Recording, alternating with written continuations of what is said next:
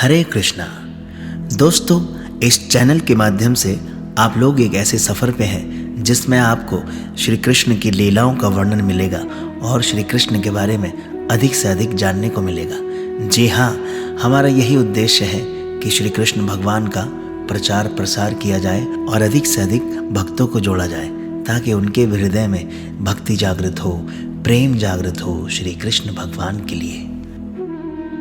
भगवान श्री कृष्ण का ज्ञान इतना पूर्ण है कि वह भूतकाल में लाखों करोड़ों वर्ष पूर्व अपने आविर्भाव की घटनाएं स्मरण रखते हैं। श्रीमद् भगवद गीता के 4th अध्याय में भगवान श्री कृष्ण कहते हैं कि लाखों वर्ष पूर्व सूर्य देव को दिए गए उपदेश उन्हें आज भी याद है।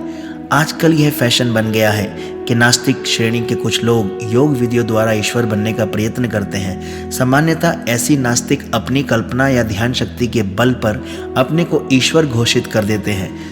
श्री कृष्ण इस प्रकार के ईश्वर नहीं है। वे ना तो ध्यान की कोई योग विधि का निर्माण करके ईश्वर बनते हैं, ना ही यौगिक आसनों की कठोर तपस्या करके ईश्वर बनते हैं। सच बात तो यह है कि वे कभी ईश्वर नहीं बनते क्योंकि वे समस्त परिस्थितियों में सर्वेश हैं। श्री कृष्ण अपने मामा कंस के बंदी गृह में, जहां उनके माता पिता बंदी बनाकर रखे गए थे, अपनी माता के गर्भ से चतुर्भुज श्री विष्णु नारायण के रूप में प्रकट हुए। तब उन्होंने बाल रूप धारण करके अपने पिता से कहा कि वे उन्हें नंद महाराज तथा उनकी पत्नी यशोदा के घर ले चलें। अभी श्री कृष्ण छोटे से बालक ही थे कि विकराल राक्षसी असुरनी पूतना ने उन्हें मारना चाहा, लेकिन उन्होंने उसका स्तनपान करते हुए उसके प्राणों का अंत कर दिया।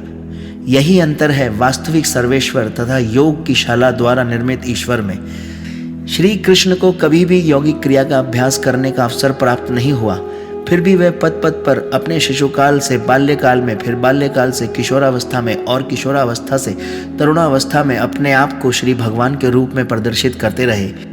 यद्यपि भगवान श्री कृष्ण सदैव मनुष्य की भांति आचरण करते हैं, किंतु वे सदैव श्री भगवान की पहचान बनाए रखते हैं। क्योंकि श्री कृष्ण सर्व आकर्षक हैं, अतएव मनुष्य को चाहिए वह अपनी सारी इच्छाएं भगवान श्री कृष्ण पर केंद्रित करे। श्रीमद् भगवद गीता में कहा गया है कि हर व्यक्ति अपने शरीर का स्वामी है, लेकिन श्री कृष्ण जो प्रत्येक हृदय में उपस्थित परमात्मा है, परम स्वामी है और प्रत्येक शरीर के स्वामी है। अतएव यदि हम अपने सारे प्रेम को एकमात्र भगवान श्री कृष्ण पर केंद्रित करें तो तत्काल स्वतः ही विश्व प्रेम एकता की शांति संपन्न हो जाएगी। जब कोई वृक्ष की जड़ों को सींचता है तो वह शाखाओं, पत्तियों, पुष्पों को स्वतः सींचता है। जब कोई मुंह के द्वारा भोजन ग्रहण करता है तो वह शरीर के विभिन्न भागों की तुष्टि करता होता है।